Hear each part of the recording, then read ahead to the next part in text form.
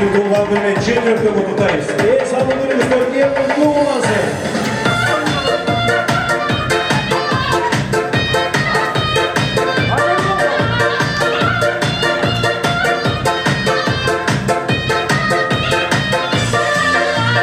Canım senin aşkından bir soğuk mola veremem.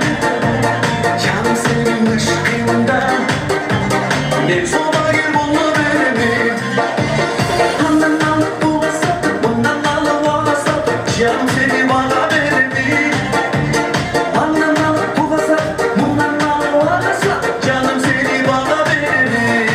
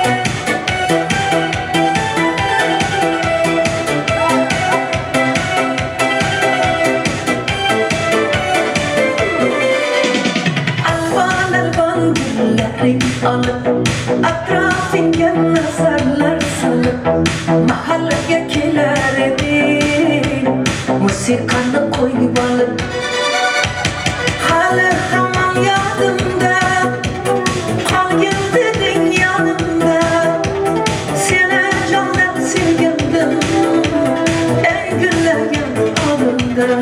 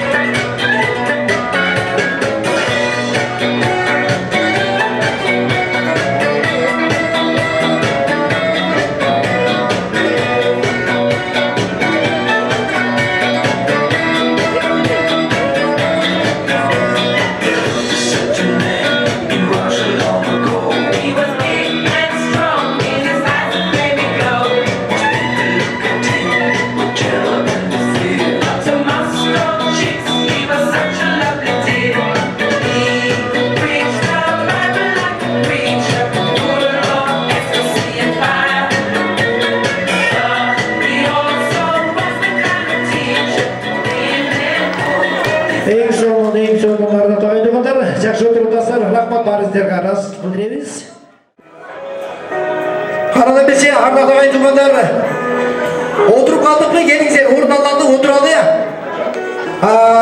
Экинчи bölüktü kağız karma boyunca 3. stolda oturgan bizdin orundukdagı agayın tuğanlar, ejekелер, agaylarga sizlerge кезек келген. Азыр сөздүк кезеги сиздерге беребиз, Кудай буйруса. Бүгүнкү жакшы күнүбүздүн жакшы тилектерин, жакшы сөздөрүн улантуучулар 3. stolda oturgan bizdin akелерибиz, ejекелерибиz söz sizlerde. Anda bir kolça patlap da sonalamayın tuğanlar, gelingizler. Buna 3. stolda tuğanlar gelingizler.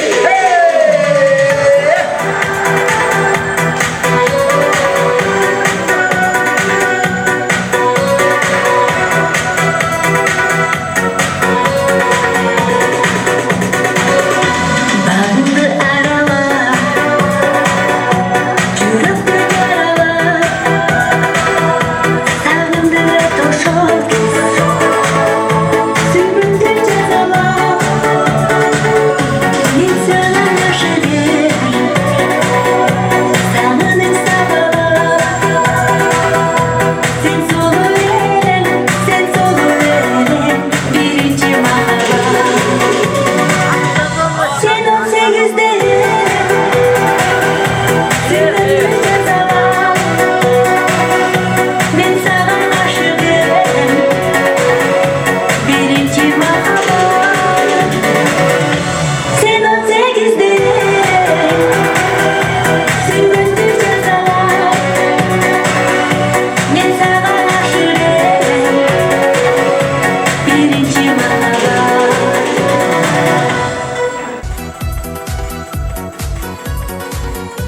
Рахмат. Адамыз ағайын туғандар, екінші біздегі бөлінген бөлік бойынша Исақова, тынч отыралшы. Екінші бөлік бойынша ардақ ағайын туғандар, екінші бөлікті жеребепке қармаған бізден 3. столдоғы ағайын туғандар, акелер, жекелер сіздерге келді. Сөздеген ашқыш егерде сырдашам десең, сөздеген тапқыш егерде ырдашам десең, сөздеген басқыш егерде қырдашам десең, сөздеген атқыш егерде шырдашам десең. Сөзін бүгін арнай тұрған адамдар сіздер. Оғызыңыздардан жылы сөздер төгіліп тұрған. Керек болса, ал поэзиядағы батпай қалған нәрсені обон менен жаңғыртурдай тұрған топ, мына ушул топта. Бар болуңуздар. Обончу десе, обончулар бар. Аткаручу десе, аткаручу бар. Акын десе, акындары бар. Шунчалык суп-сулуу өзгөчө бир айымдар, жигиттер, кол жаап катайлы. Бар болуңуздар. Атабызе, экинчи бөлүгүбүздү бурулган үчүн деген жакшы калуу тилектерди айтат. Сөз кезеги сиздерде. Келиңиздер.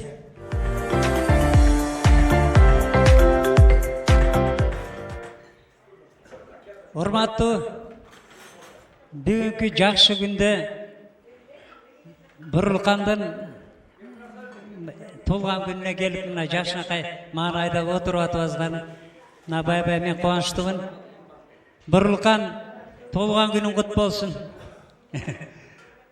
Бая сен өзүң топтогон, өзүң аракет жасап баягы эме алган таланттуулар баарыбыз мына бүгүн сен туулган күнүңдү куттуктап келип отурабыз. Бул аракет, бул эме оңой эмес. Бир адамды чогулта албайсың, эме албайсың. Ана ушунча 7 дуандан баягы таланттуулардын баарын чогултуш деген бул чоң эмгекте. Анан эмеден туулган күнүң кут болсун. Мына бүгүнкү сен туулган күнүңдү буюрса жакшы эле баштап атабыз. Мындан ары дагы жакшы кетет деп ойлойм. Ар ким өзүнүн баягы чыгармасын жакшы аткарып, жакшы каалоолорун айтып, жакшы бийлеп, жакшы ырдап, көңүлдүү өткөзүп кетсек, бул деле баягы баарыбызга эмки иш-чарага жолукканга чейин жакшы дух, жакшы күч болуп берет. Ана менден калгандары дагы жакшы бир сөздөрдү айтат деген ойдомун.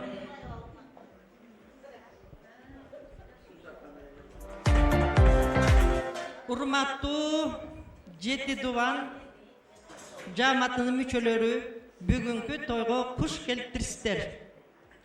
Эң биринчи ушул жерде отурган калемдештер, замандаштар, bir tugандай болгон сиңдилер, инилер жана кыздар.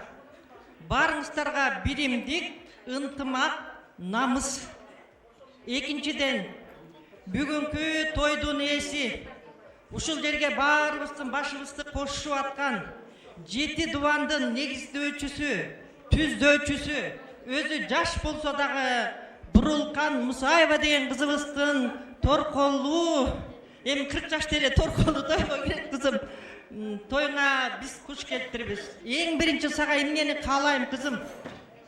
Мынагы ушунча элдин, жумрай журттун оор жүгүн көтөрүп, чоң милдетти мойнуна алып аткан ушул кызга баатыр деген сөз ыйгарсак болот да. Бул ар бир кишинин колунан келе бербейт, урматтууларым.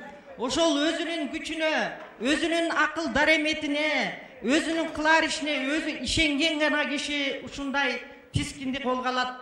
Мен сага айтарым, айланып кетейин кызым. Эң биринчи дүйнөдөгү сулуу, бактылуу эне бол.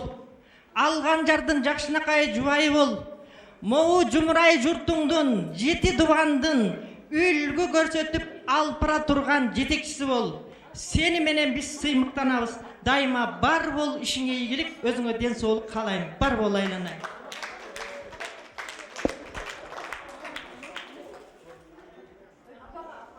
Саламатсыздар, арлаңыздар, улуу күчү калемдештер.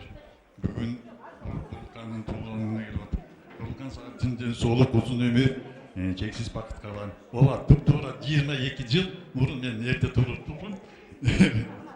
Ошон үчүн азыр мен да жаңы туруп деригимге деле жазба келдим. Сизге ден соолук, узун өмүр, чексиз бакыт каалайм.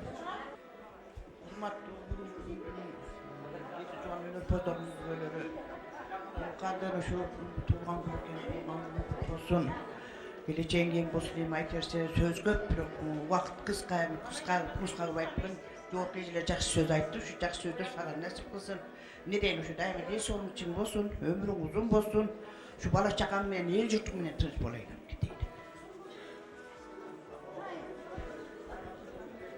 Урматтуу бүгүнкү жети дубандын бүгүнкү ушу Бурулкандын жашынакай жайып, дасторкон жайып, туулган күнүн чакырып белгилеп отурганга күбө болуп отурасыздар. Баарыңыздарга ушу бүгүнкү тойдон жакшы маанайда отурушуңарды каалайм.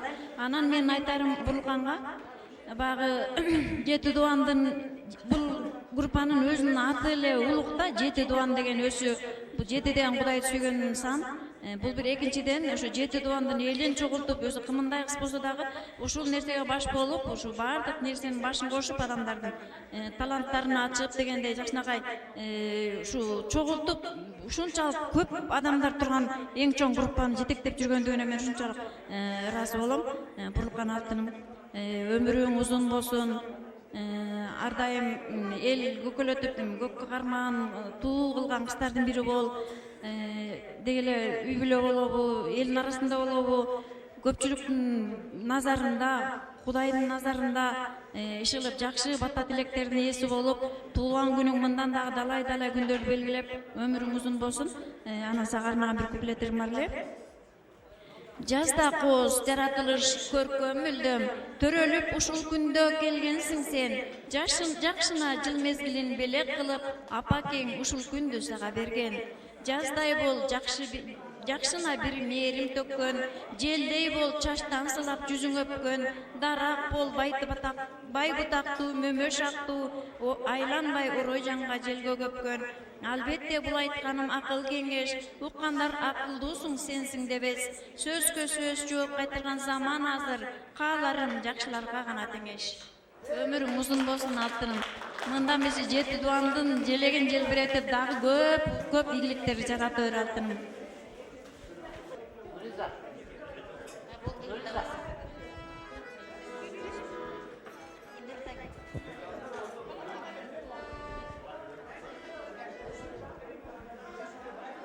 Так, туулган күнгө келүүчүлөр, көңүл буруңуздар, толук бери карай.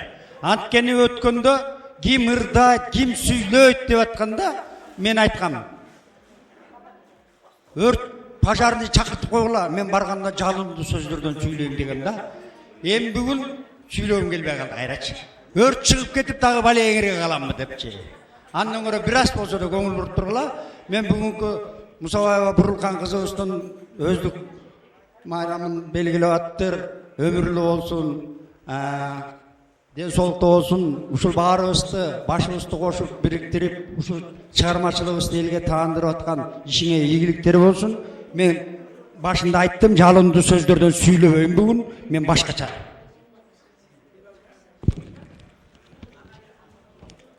Gel away.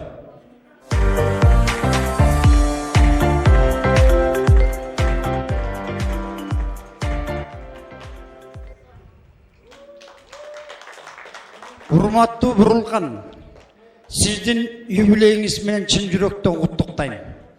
Бул жаш акылмандык менен тажрыйбанын назиктик менен күчтүн айкалышынын учуру. Жашоого болгон позитивдүү көз карашыңыз биз үчүн чыныгы өрнөк. Сизге чың ден соолук, үй бүлөлүк бакыт, берекелүү өмүр каалайм. Сиз менен сыймыктанабыз. Сизди урматтап, Талантбек Алиев. Анан Радио ФМден Кыргызстан боюнча дагы куттуктап атат Салимжанованы. Маэстро.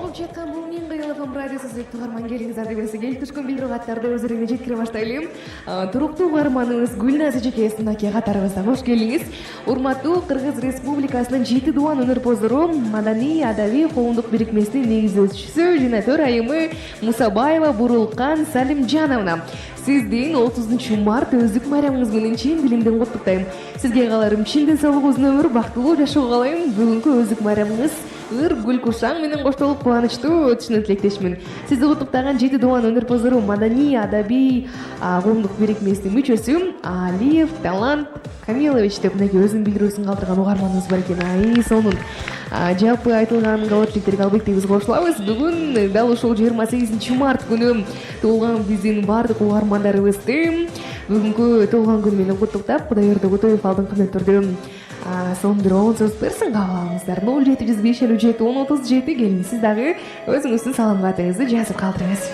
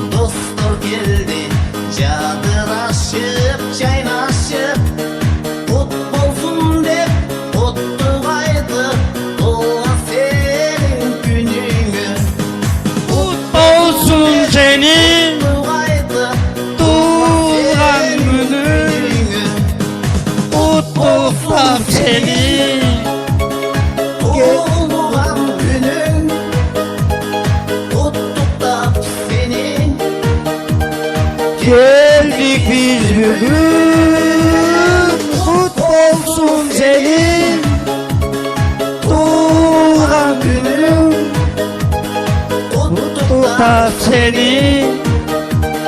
Geldik biz bugün.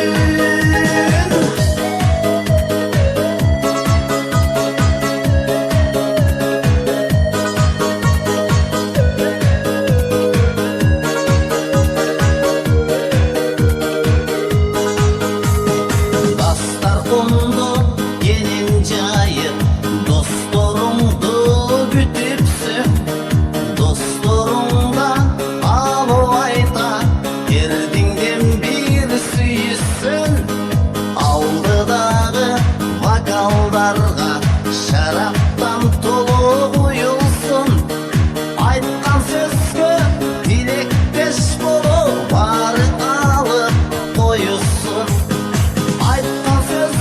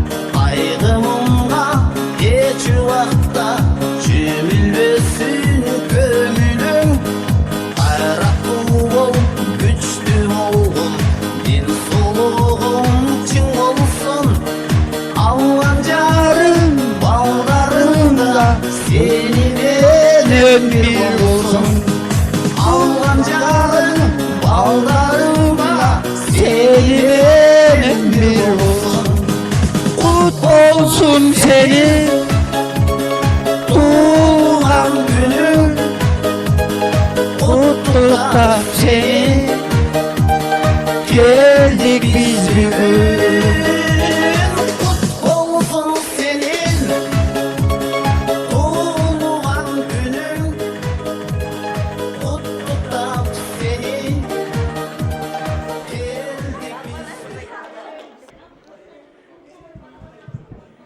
Біріншіден Бұрылқан туған күні құт болсын. Анан мен бағы алайын деген ырды дайындап келдім.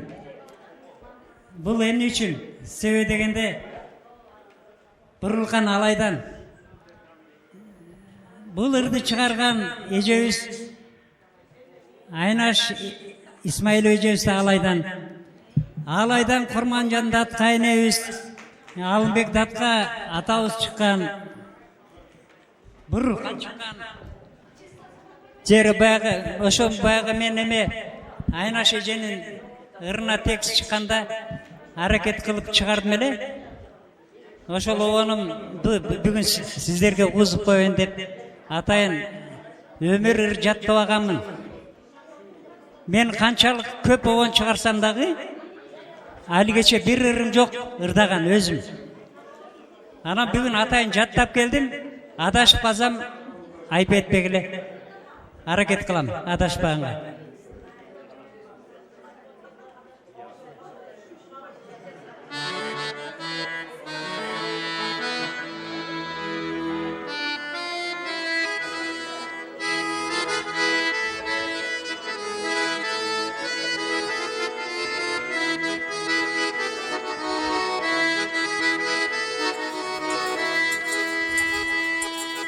Аскасы асман тиреген, арқары тоны жиреген, атағы кеткен алысқа, алайын менің кеңмеген.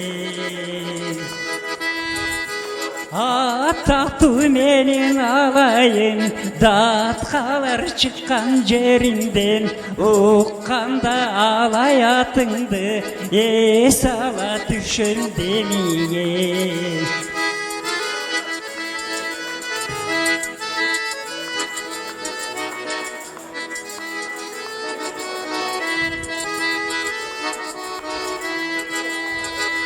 Төртүлүгү жайнаган, төрүндө колун байлаган, тарыхта жүрөт айтылып, түркүн куштар сайраган.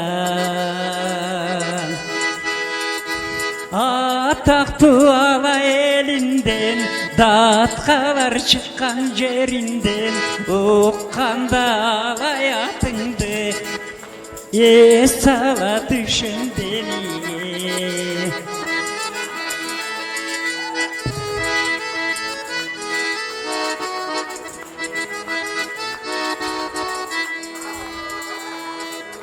Көз тойбой той қырыңа, ұқмыш қосырында, қара алтындай кендерің, қатылып жатат қырында.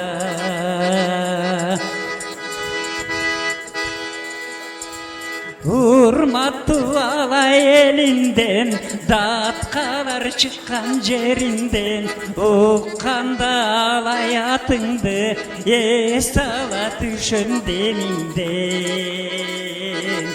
Урматтуу алай жеринден, бурулган чыккан элинден, укканда далай атыңды, эс ала түшөн демейен.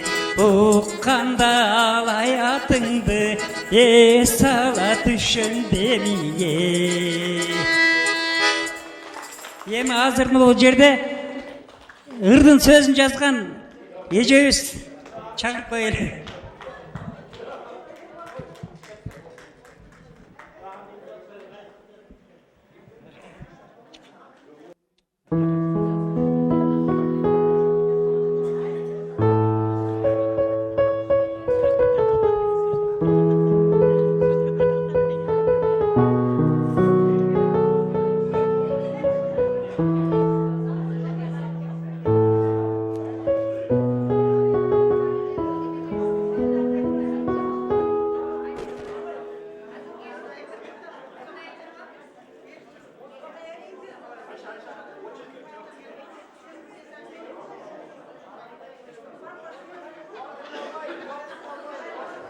Kutmandуу geçiңиздер менен замандаштар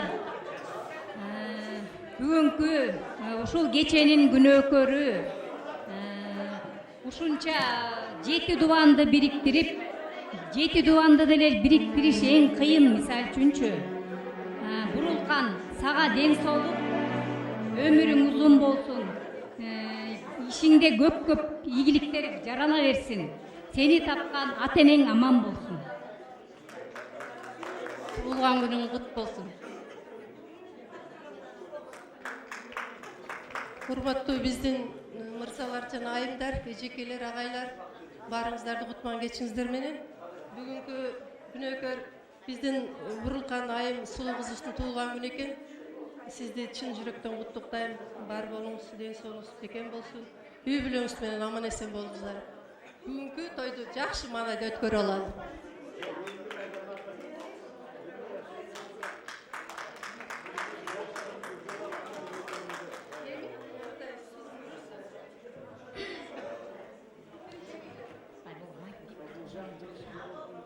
Аккан суу түзүгө талбайт, сай болбосо, караңгы жарык болбойт, ай болбосо, талаанын көркү кайда, гүл болбосо, чыракта билик күйбөйт, май болбосо. Гүл ачып кубат албайт, күн болбосо, акындар ырдай албайт, тил болбосо, душманың жазган абей сүр болбосо, ала тоо көрккө келбейт, эл болбосо. Ала тоо көрккө келбейт,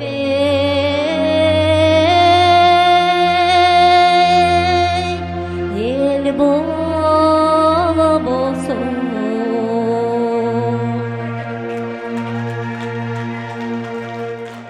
Кызгалдак тобу Кызгалдак ырын аткарып беребиз азыр.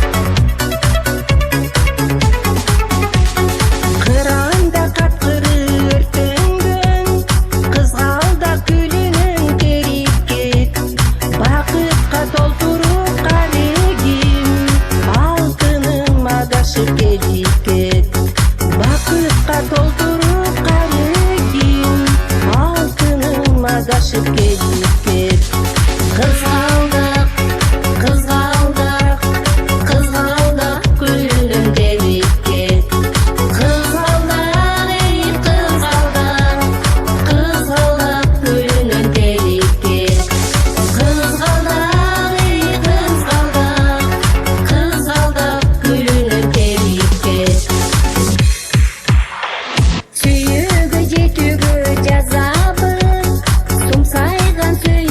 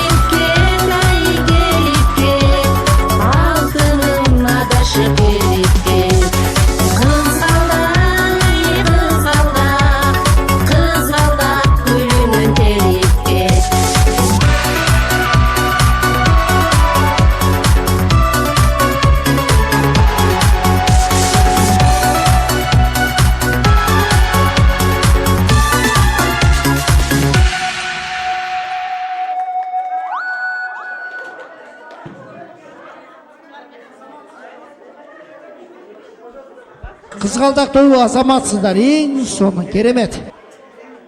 Мен азыр сиздерге аткарып бере турган ырым аял көрдүм жүзүнөн нур өчкөндөй деген Элмира Кенжебаева сөзүнө жазылган обону өзүмдүкү.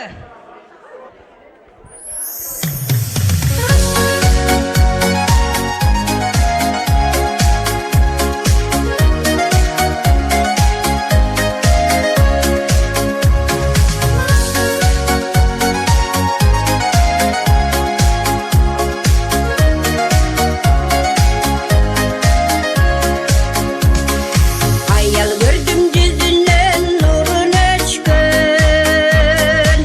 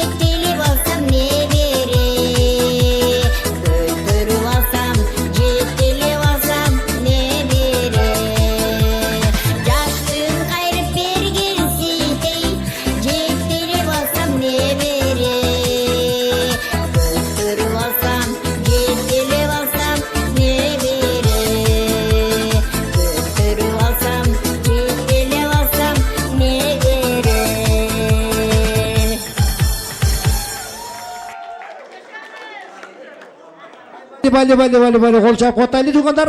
Бизде өзгөчө бир мукам үндүү, өзгөчө бир жуп бар, түгөйлөр бар. Шапкат агай менен бизден Айша Алтай эжеке бизден. Жалгызырдайбы? Болуп турганда. Шапкат агай келип коюңуз. Шапкат агайдын үнүн укпаган укпай калсак болбойт, анда сиздердин алдыңыздарда Шапкат агайды жакшы бир музыка чыгарба сиздер үчүн. Рахмат. Саламатсыздарбы, урматтуу жети дубан өнөрпөздөрү. Азыр билесиздер, баарыбыз ушундай шашылыч заманда жашап калдык. Мен ошондуктан бат-бат сүйлөйм. Бүгүнгү юбилейибиз Бурулканды. Мен бүгүн Бурулкан ымыркай, ошондуктан мен ымыркай тилинде Бурулканды куттуктап коеюн. Эми мунун котормасы эки дүйнөнүн бактылуулугун каалаймын. Бар болуңуз, аман болуңуз. Бул дүйнөгө күлүп келдиңиз, ыйлап келдиңиз. Эми күлүп жашаң дегени ошол. Эми сиздердин рухсатыңыздар менен ак булуттар деген өрдө сиздерге тартуулап коеюн. Кол булгалап турабыз. Жеңил бийге чакырам. Кол булгалап. Ортого жеңил бийге келтириңиздер.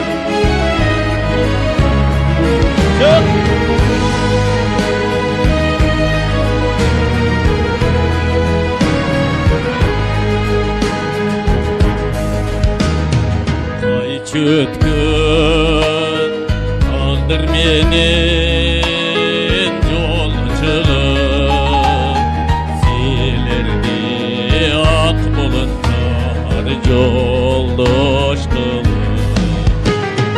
Men gelip altın kondum gölecegine,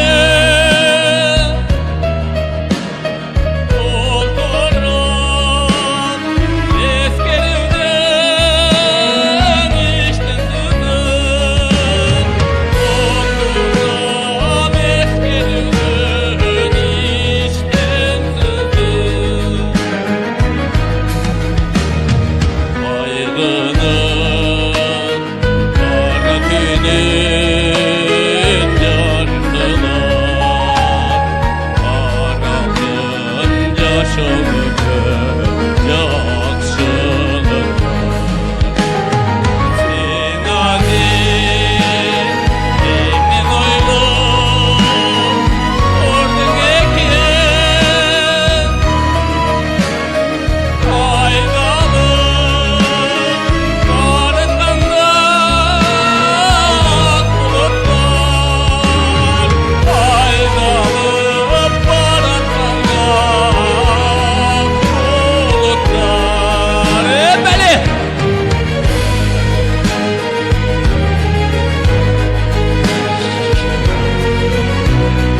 Beni 10 yıldan beri birinci yol görüyorum. Aman olunuz.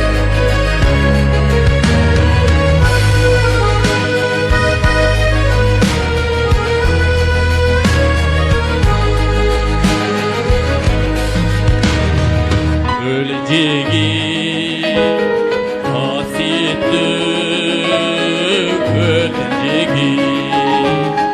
Gör bölün, gör bölün emnelerini. Adaşım, aklımdan geldim sana. Şimdi ayla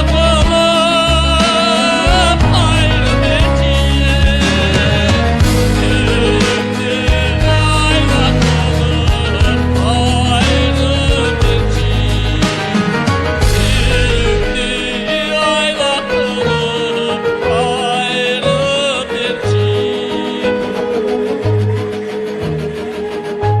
Şığım rahmat.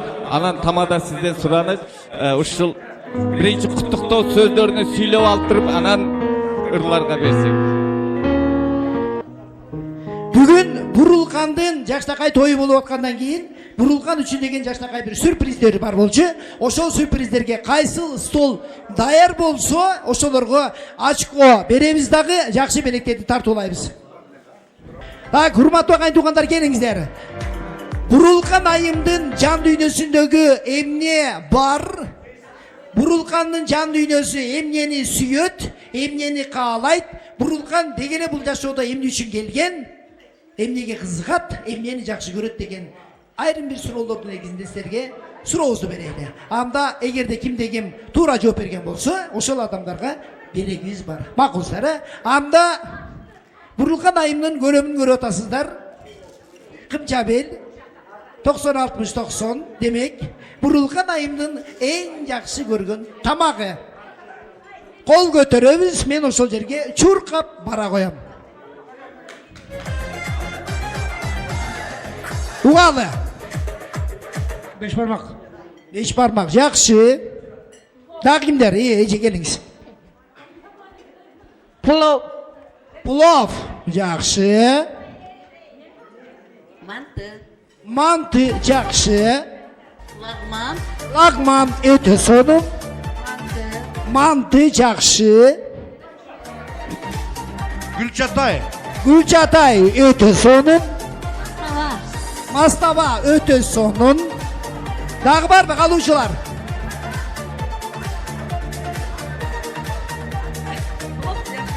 Плов, жакшы.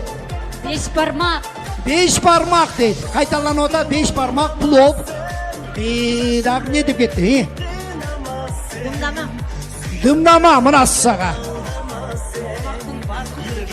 Тамактын бардыгы түрүбү. Ылгабай эле жей берет бекен. Ылгабай эле жей берет экен. Бурулкан. Бурулкан сени айтып атат булар, ылгабай эле жей берет дейт.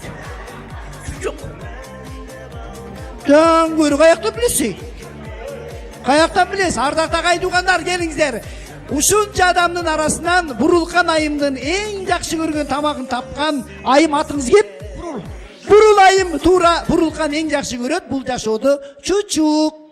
Чучук. Кол жаап катайлы. Приз.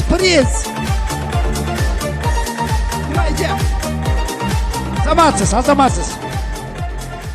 Чынында бурулкан айым бул жашоодо чучукту жакшы көрөт экен, анан өпкөдөн жасалган тамакты жакшы көрөт экен. Андан кийинки, урматтуу агай-туугандар, бурулкан айымдын эң жакшы көргөн түсү. Кайсыл цветти жакшы көрөт? Ким айтат? Кет. Көк свет. Голубой. Кызыл. Ак менен кызыл. Ак менен кызыл аралашы. Ак кызыл. Көк. Ак кара. Кызыл. Көк не дейсің? Жиді айтады, вообще светті жақшы көрмейді дейді ал. Барды ой дейді.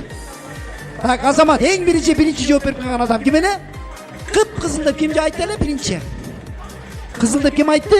Эже айтты, қызыл сіз айттыңыз бі? Сіз айттыңыз бі? Жоқ, көк деп айтты, қызыл деп кім айтты? Моңол беже айтты, Моңол беже көзге приз. Маға жардамшылар бар, приз берген. Ой, приз берген жардамшылар, Моңол беже көзге приз. Бул жашоодо туура силерде айттыңар, бирок кызыл түстү бурулкан айым абдан жакшы көрөт экен. Так, келиңиздер эми. Бурулкан айым группада жөн эле тайпада кыйкыра бербейт. Жөн эле уруша бербейт. Ал бир нерсеге таянат, ошонун деңгээлинде айтат. Бурулкан айымдын жакшы көргөн жазуучусу ким? Прозаик. Кайсы прозаикти, кайсы жазуучуну жакшы көрөт, баалайт. Кара кеттик.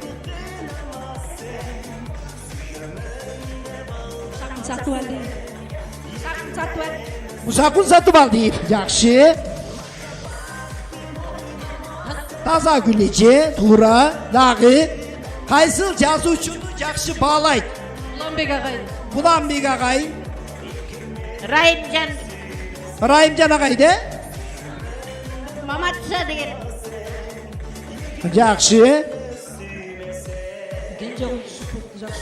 Kenjoğlu jakşı görüp eкен, jakşı. Kenjoğlu bирок жазуучу эмес. Чыңгыз Айтмат. Ome, kayaktan bilip mi Gülgakı? Kol çap katayla. Baza burulkan ayım en jakşı görgön жазуучусу bul Çıngiz Айтматов eкен. Gülgakı ayımga priz. Gülgakı ayımga priz. Priz ver koyalım. Ардактуу агай-туугандар, мен жазуучу ким, акын ким экендигин айырмалап туруп айтып берип атам. Сиздер жазуучу десем акындарга жооп берип коюп атасыздар.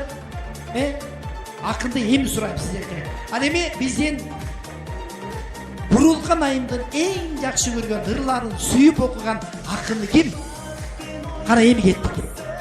Кара кеттик. Ким эң жакшы акын? Кимди жакшы сүйүп окуйт?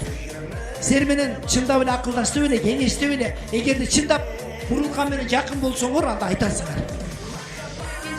Элмира Кенжебаева, сонун. Буланбек эң сонун. Буланбек эң сонун.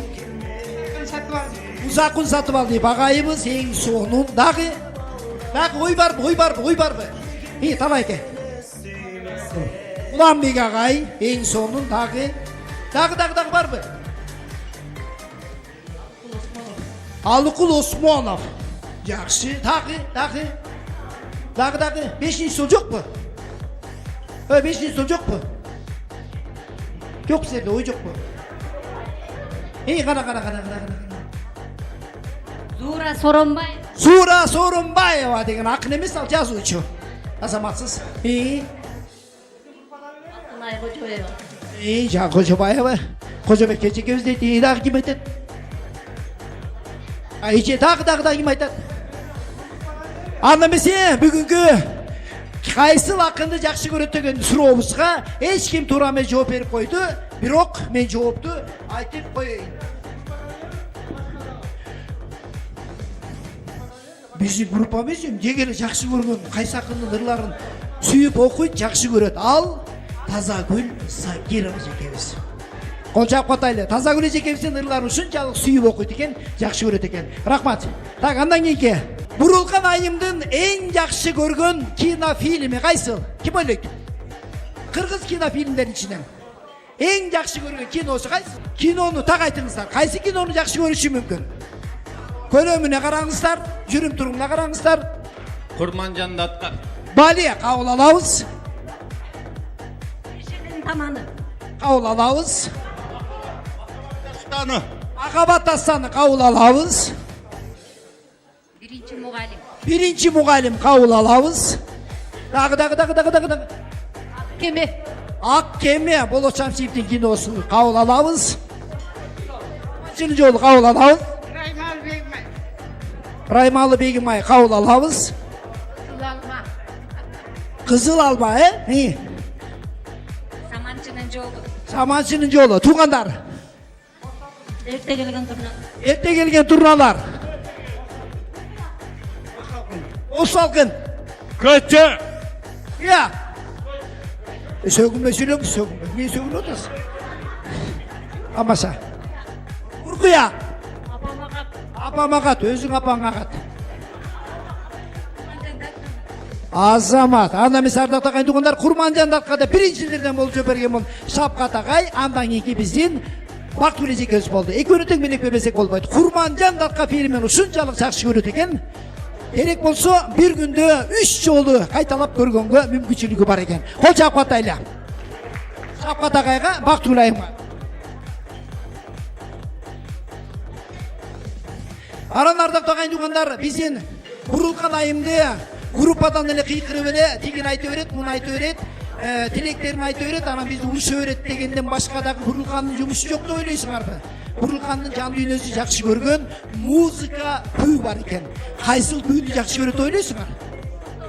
Кайсыл күйдү жакшы көрөт? Кара кеттик. Мин кыял. Камбаркан. Мин кыял Камбаркан дагы кайсы күйдү жакшы көрөт? Жибекö? Машботой, Асамат? Машботой дагы. Кайсы күйдү жакшы көрөт Бурулкан? Акбакай сынган бу. Акбакай сынган бу. Экөө бир айттыңыз, Чайкама. Кыргыз көчү. Барбы дагы? Варианттар барбы? Кайсы күйдү жакшы көрөт? Кыргыз көчү. Сон. Дагы. Жаштар маршы. Токтогулдун чоң кербет. Актамак, көк тамак деп Элмира эжекебиздин жоу менен жыйынтыктайбыз. жолун айтайын азыр. Биздин бурулган айымыңыздар, жетекчиңиздер. Тымызы жүргөнү менен бул шаңдуу музыкалар жакшы көрөт экен. Жакшы көргөн музыкасы Маш Ботой. Ким тапты? Азамат. Мына эки кызыбызга приз. Эки кызыбызга приз берек беребиз. Маш Ботой эң жакшы көргөн күйсү неме? Маш Ботой экен. Маш Ботойду жакшы көрөт экен. Андан кийинки. Урматтуу кайнтуугандар, биздин ушул Жети Дубан деген топ качан түзүлдү эле? Кантип түзүлдү, каяктан түзүлдү? Ким айтат? Ошондо ошол курамдын ичинде канча адам бар эле? Ким айтат?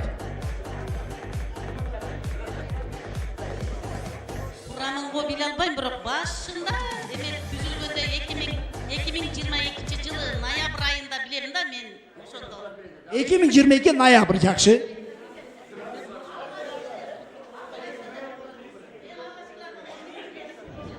Жакшы. 2022 жыл ноябрь айында дагы неме? Мен Айтбай эжекебизде Маш Ботой деген нерсесин укпай калып турам, базар күнү айым. Айтбай эжеке приз берип койчу. Приз Айтбай эжеке. Эме укпай калышым мүмкүн, кечирим сурайм. Эжекебизге Маш Ботой деп айтыпты, туура кабыл алдык. Кана кандай дейсиз? 2022 жыл деп айтылды. Биринчи. Дагы кимдер бар?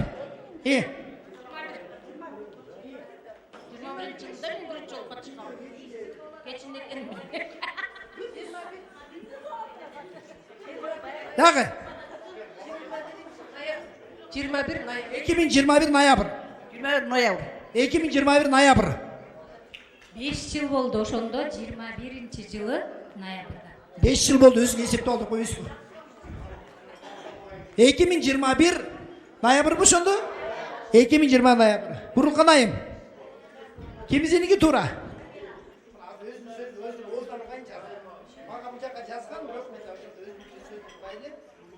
Сөздөрдү угасыздар. 2021 жылы Биздин группанын ичинде жаңыдан мурдадан киргендер точно билбей кетесиздер да. 2021 жылдын 25 ноябрында. Эй, бале, ноябрь айы деп айтылды. Анда бурулганда мына могу столдогулар ноябрь деп туура белгиледи, приз беребиз. Мен өзү негизинде эле группанын ичинде айтып эле жазып эле жүрөм, ошондон эчким албайт экен да. Ошондо 2021 жылы бул кыз Санкт-Петербургда жүрүп, ушул Жети Дубандын башын бириктирип, жакшы тилектерин айтып, группаны түзүп жүрүптүр. Анан ошондо курамындагы биринчи болуп катталган адамдар 100 адам болгон экен, туугандар. 100 адамдан анан көбөйүп өтүп, ушунча адамдардын башын бириктирип жетти. Рахмат. Кол чаап коелу. Бурулган айым үчүн кол чаайлы. Азаматсың, бар бол.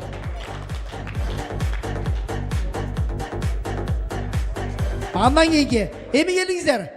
Бурулган айымды кичинекей бир балалык кезинде ылдый чүрөйлү. Бурулгандагы кичинекей бала да кайсы мультфильмди жакшы көрөт? Ким ойлойт? Бөбөк сенин жомогуң. Бөбөк сенин жомогуң. Кетти. Погоди. Погоди, сени би шашпа. Гена крокодил. Крокодил. И? Погоди. Кайсы мультфильмди жакшы көрөт? Брюс Ли деп койбойсузбу? Актан акылай. Актан акылай дейт. Дагы? Урматтуу агайын туугандар, бурулган менен жолугуп калганда группанын акчасы жөнүндө эмес, жашоосу жөнүндө, өңү жөнүндө, түсү жөнүндө, кандай адамсың, эмнени жакшы көрөсүң деп сүйлөшүп көрдүңөр беле? Ошондо мультфильм кандай, кайсы түстү жакшы көрөсүң, эмне туфлини кийесиң, каяка базарга барасың деп сүйлөштүңөр беле? Ага мүмкүнчүлүк бербей эле бурулган акча деп атты эле. Ай атаң көр. Кайсы мультфильм? Простоквашино. Ошондой. Өзүңүз ошондой. Почтальон Печки. Тоби жери. Снежная королева. Снежная королева. Эжекем айтканды мен сонун аттым. Снежная королева. Ким айтат акыркысы мына? Моңгол бечем азыр чындыкты айт. Mına sağa Şirek. Şirek dedi ғой, iyi. Снегурочка. Ағы қайсы бейін. Ешкімдер тапқан жоқсың. Приз менде қалды. Приз менде қалды. Маша и Медведь. Ешкім тапқан жоқ. Ал эми Бурулкандын эң жакшы көргөн кинофильми бул Синий трактор. Ай азамат, Рахмат. Андан кийинки биздин Бурулканды силер ойлойсуңарбы? Үчүнчү эле толмочунан болсо эле бул бийге чыгы жок. Бийлей албайт да ойлойсуңарбы? Бирок Бурулканды өлө сону бийлейт да. Өтө гибкий. Гимнастика менен машыгат. Анда кайсы бийди жакшы көрөт? Ким айтат? Рэп, өзүң рэп. Ким айтат? Кана кайсы бийди жакшы көрөт? Танцы го дейм. Танцы? Анжанский полка дейт. Дагы ким айтат? Кайсы бийди жакшы көрөт? Кайсы бийди? Танго. Ким айтты? Кара жорго. Жакшында баратат, жакшы. Кара жоргону жакшы көрөт. Дагы ким айтат? Ким айтат? Кайсы бийди жакшы көрөт? Кайсы бийди жакшы көрөт? Кана айтыңыздар. Анда жыйынтыкка берелиби? Азамат, анда эжекебизге приз. Бурулкан эң жакшы көргөн бийи бул Кара жорго экен.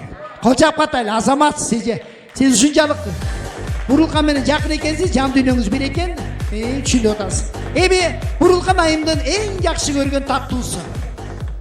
Таттуу нерселерден, мейли ал торт болобу, конфет болобу, шоколад болобу, эң жакшы көргөн эмнени жакшы көрөт? Я шоколаддардын ичинен айтайлы, шоколаддар эмнени жакшы көрөт? Сникерс. Өзүң Сникерс. Сникерс. Марс. Альфинго. Каршы антып айтпай жүрүңүз, уят болот. Водка дейт го? Мороженое. Мороженое конфетке киреби? Ооба. Ирис кис. Рики-тики таби. Птичье молоко. Не дейт? Не ооба. Кара ким айтат? Батончик. Кис. Жакшы. Каракум шоколад. Дагы. Кудай, томпок печеньени эч ким айтпаса экен. Альбени. Албени. Томпок печеньени эч ким айтпаса экен, кудай. Хороз конфет бар го жана. Короз конфет. О, сорунда короз конфет. Дагы. Томпок печенье. Айттым айтпаңыз деп аны, кызыксы. Момпосы. Кадимки момпосы. Азамат дагы мына эжем. Шоколад Альбени. Шоколад Альбени деп айтты эже. Шоколадты кайсы түрү?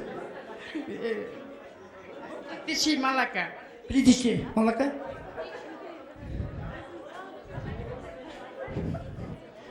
Ким айтат, кана? Эң жакшы биринчи ким айтты? Эң биринчи мына бул тараптан айтты. Жиде айтты менимче. Неменен Бурулкандын эң жакшы көргөн шоколады эсиңиздер болсо туугандар. Үчү күндү унутпагыла, Сникерс жакшы көрөт экен. Сникерс. Назир экөөнө приз, кол чаап атайлы Азаматтар. Сиз айттыңыз беле? Эжеме приз. Кана берчи, мен өзүм апарып берейин. Берчи мага призди. Эжем өзүм мен укпай калган турмайм, кечирип коюңуз эже. Приз. Мына приз. Эми ардактуу агайын туугандар, Бурулкан айымдын эң ишенген, ушул топтогу эң ишенген адамы ким деп ойлойсуңар? Кара, эң ишенген адамы. Базаргүл.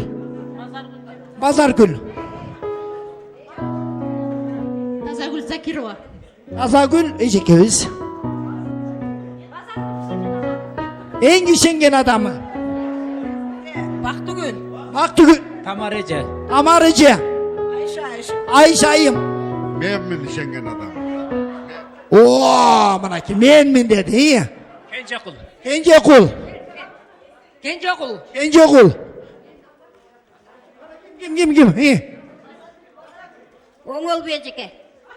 Оңол бежекебиз. Бурулкан. Өзүн ишенет болду бүт. Азамат сонун жооп. Силер болуп жүрбөгүлө тамада. Менби? Мен Гүлнара, мен. Мен сиз атыңыз ким менен? Бурулкан өзүнүз үчүн. Өзүнүз ишенет. Шапкат. Шапкат агай, дагы. Эч ким ишенбейт. Эч ким ишенбейт. Ким айтат дагы? Болду бүтүбү? Эч ким жооп тапкан жок. 2 гана 3 гана адам айтты. Кенжеогул дегендер ордуңардан туруп койсоңор. Азаматтар. Бурулкан Кенжеогулга ишенет экен, тууга кылдым атаң көр. Кенжеогулга ишенет экен. Приз эжекебизге, сырга эжекебизге, төрдө турган 3 адамга приз. Базаргүл. Эме, жыргалып, приз апарып берейин. Мен дагы бирөөлөрдүн ишеничин мактаган адам экениме өтө кубанып сүйүнүп калдым. Так, андан кийинки. Так, төрдө турган Максат агайга, эжекебизге, Жүрсүн эжекебизге. Эми ардактуу агайын туугандар, келиңиздер. Бурулкан айымдан сырткаркы темага өтөйлү. Мына мындай бир менде суроо келиптир. Мындай деп айтып атат. Чоң ата деген бул өзү ким болот? Башчы. Айтабыз, чоң ата ким болот? Башчы болот. Азамат, сон, гениальный топ. Чоң ата деген ким болот? Чоң ата деген ким болот? Менин атам. Менин атам. Эң сонун жооп. Ата деген атасынын атасы. Атасынын атасы, мынасы сага. Чоң ата атасынын атасы. Неберенин чоң атасы. Неберенин чоң атасы, чоң ата деген ким болот? Кана, ким айтат? Апалар. Чоң ата ким болот? Неберенин атасы. Неберенин атасы ким болот? Неберенин атасы алы Бурулкандын апасы. Чоң. Мен апамдын күйөөсү болот. Апам күйөөсү. Чоң ата деген Аскар Зоо. Аскар Зоо. Чоң атам менин атам. Чоң атам мен. Атамдын атасы чоң.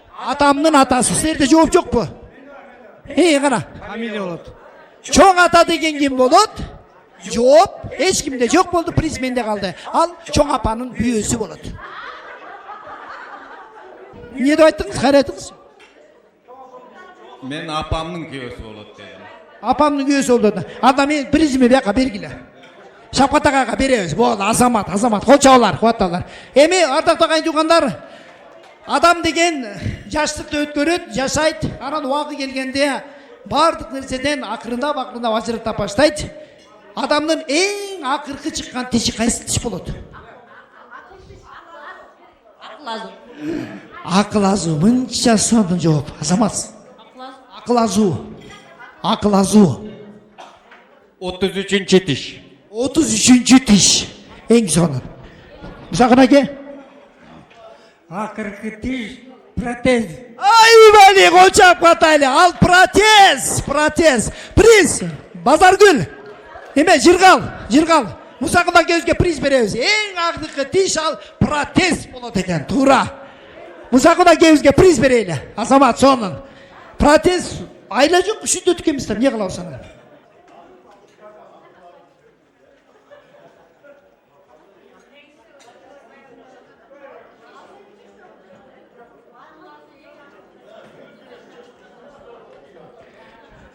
Эми бул жерден биз мындай кылайлы дагы. Бурулкан айым канча бир тууган? Бурулкан айым ошо бир туугандардын ичинде канчанчы орунда турат? Мисалы 10 болсо 10-дун 9-су, же 8-чи, же 6-чы, же 5-чиси. Муну эч ким деле билбейт го. Эч ким билбейт го муну. Билгендер бар экен биякта. Кана. Бурулкан жалаң кыздар окшойт, анан бурул депти. Акасын билбейм. Ошондо канчачы? Ошо кыздар көп окшойт. Жакшы. Бурулкан 3-чүсү. 3-чүсү жакшы жооп. 3-чүсү жакшы жооп. 3-чүсү жакшы жооп. 3-чүсүдө айткым келип атат. Эмне үчүн? Бул деген жалаң кыз төрөлүп отуруп, анан бурулкан коюлган. 3төн кийин, 3төн. Жакшы. Дагы, Бактыгүл эже. 7-чиси дейт. 9 бир тууган 7-чиси. 9 бир тууган 7-чиси дейт. Так, Бурулкандын өздөн угайлы. Бурулкан канча бир туугансың? 9 бир тууган, 8 кыз, жалгыз уул, 7-чиси. Ай бали. Мына бул жооп берди. Сиз жооп бердиңизби? Мына Бактыгүл да жооп берди, сиз да жооп бердиңиз, үчөөндө приз. Kimге? Мына жигиттерге тиешелүү. Урматтуу жигиттер, чакан эле адамдар отурат экенсиңер, бирок баары бир биздин жашообуз аялдар менен тыгыз байланыштуу. Бирок ошентсе дагы көңүл алып койгула. Кайсыл эркекке токол алууга болбойт?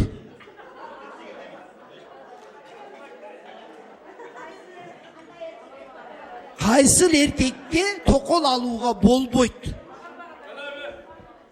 Аял уруксат бербесе. Аялы уруксат бербеген адамга токол алууга болбойт экен. Altı tokolu var erkeklerge. 6 tokolu var erkek. 6 токол бар. Эмне үчүн 6? Hem 7-sige bolmaydı. Эмнеге 5 эмес? Erkek eken. Ayalı çok erkekler. Аялы жок эркекке. Boydok erkekler. Бойлок эркекке болбойт деди. Апа. Baştagı ayalı töröbөй жүрүп, анан балалы болгусу келген erkekler токол алат. Мурда аялы төрөбөй жүрүп, анан кийин балалы болуш үчүн жок, токол алууга болбойт деп атам мен.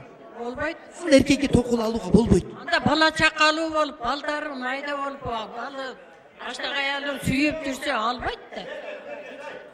Ayağından korkkan erkek tokal al. Так, жакындады. Өзүнө ишенбегенине. Өзүнө ишенбеген адамдар токол алууга болбойт экен. Акчасы жок токол ала албайт. Акчасы жок токол ал. Токолу бар эркектер токол ала албайт. Токолу бар эркектер токол алууга болбойт дейт. Назиреже? Аялы уруксат бербесе, Аял уруксат бербесе токол алууга болбойт. Жакшы. Жашоодон өтүп кеткен эркек. Жашоодон өтүп кеткен эркек. Башым оорутпачы 100 грамм мучу дейби, эмне дейт могу? Өлгөн эркекке токол алууга болот. Өтө сонун жооп бер. Өлгөн эркекке токол алууга болбойт дейт. Ойлош керек.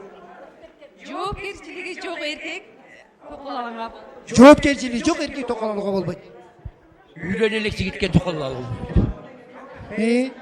Аялы акылдуу болсо токол албайт. Аял акылдуу болсо токол албайт. Акыркысын апчем менен жыйынтпайбыз. Болсо токол албайт. Мына сага эч кимдердин жообуңа тура эмес болуп калды. Ардат агайын туугандар, кайсыл эркек токол алууга болбойт экен? Эстеп коюңуздар, тойлордо эстеп калсаңар бүкөн. Сахар диабети барлар алганга болбойт. Болду, бүттү, ушул жооп.